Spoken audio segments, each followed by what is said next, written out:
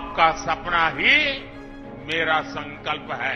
नवादा के लोगों की आकांक्षाओं को पूरा करने के लिए भाजपा ने हमारे साथी मित्र विवेक ठाकुर जी को उम्मीदवार बनाया।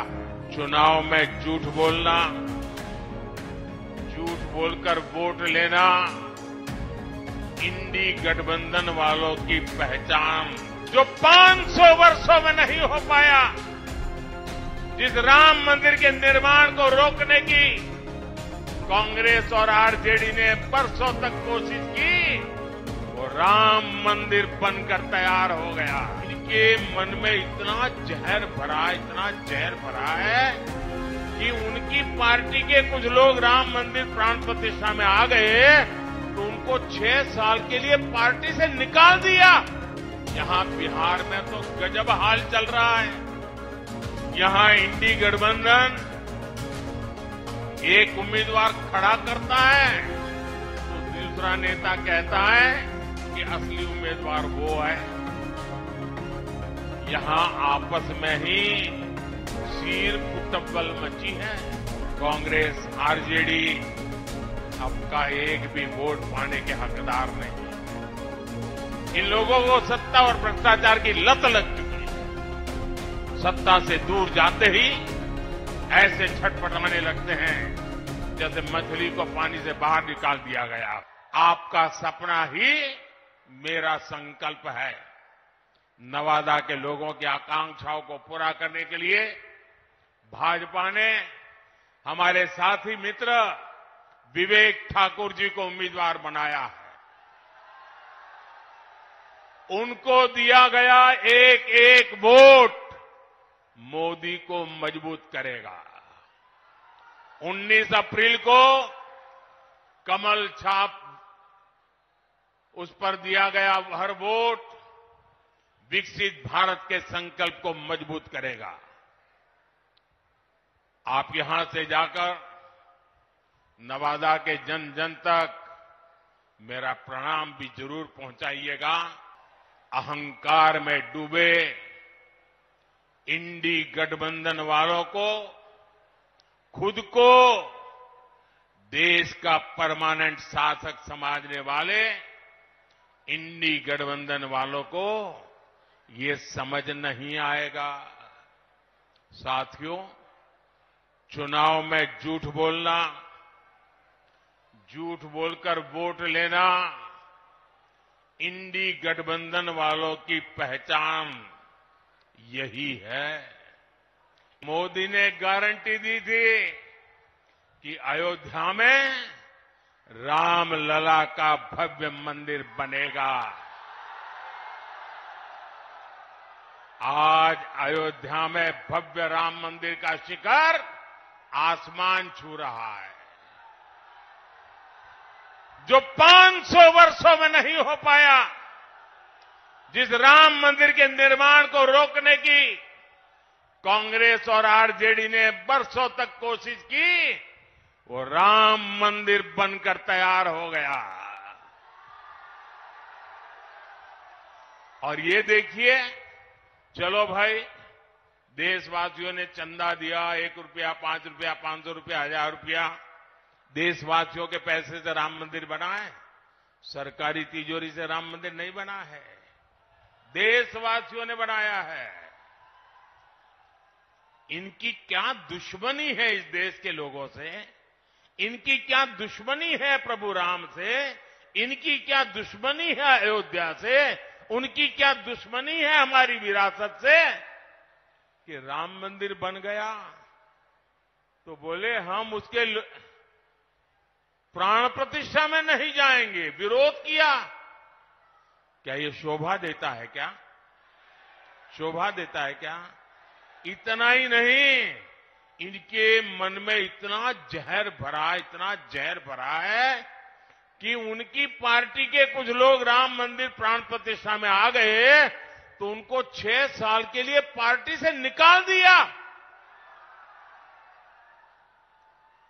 जरा रामनवमी आ रही है, ये पाप करने वालों को भूलना मत भाइयों बहनों, भूलना मत। और इसलिए ये भी जानते हैं कि अगर मोदी की गारंटी ऐसे ही चलती रही तो इनकी वोट बैंक की दुकान ही बंद हो जाएगी। इंडी गठबंधन के पास न विजन है न विश्वसनीयता है। दिल्ली में जो लोग एक साथ खड़े होते हैं, अलग अलग राज्यों में वही एक दूसरे को गाली देते हैं। यहां बिहार में तो गजब हाल चल रहा है।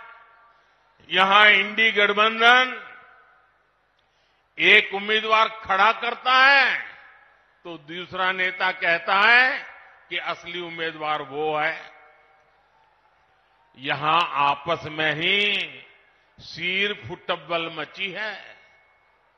ये मजबूरी में साथ आए लोग हैं और इनकी मजबूरी का एक ही नाम है सत्ता का स्वार्थ। इंडी गठबंधन वाले सनातन धर्म को समाप्त करने की बात करते हैं।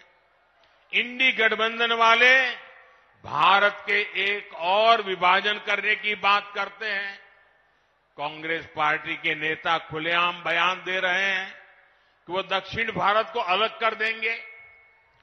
2 दिन पहले कांग्रेस ने जो अपना घोषणा पत्र जारी किया है उसमें भी मुस्लिम लीग के विचारों की छाप है। कांग्रेस ने घोषणा पत्र नहीं, तुष्टीकरण पत्र जारी किया है।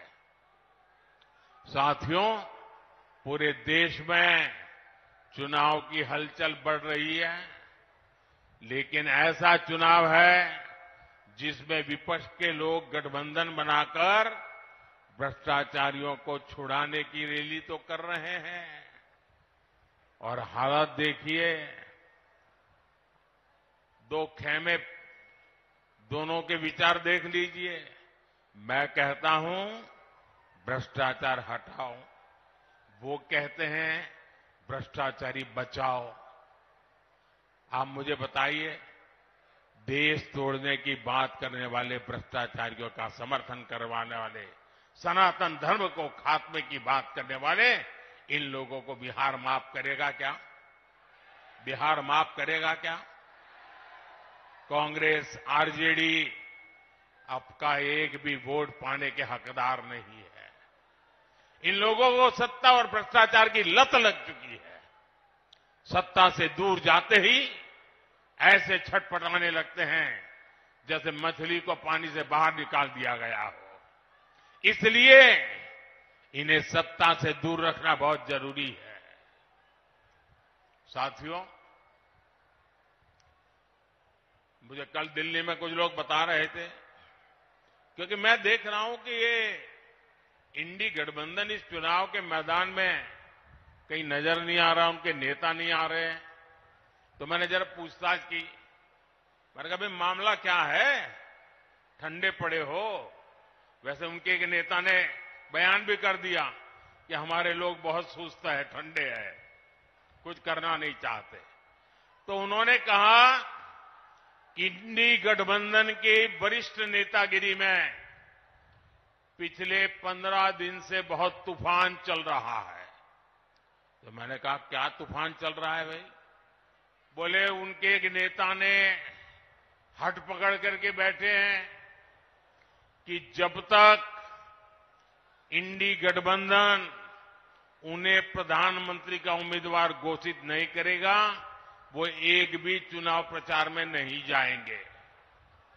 अब ये हाल है उनका, वो बता नहीं पा रहे हैं उनका नेता कौन है, और वो अंदर अंदर लड़ रहे हैं। और इंडी गठबंधन वाले कहते हैं कि भाई अभी नहीं, चुनाव नतीजे आने के बाद तय करेंगे।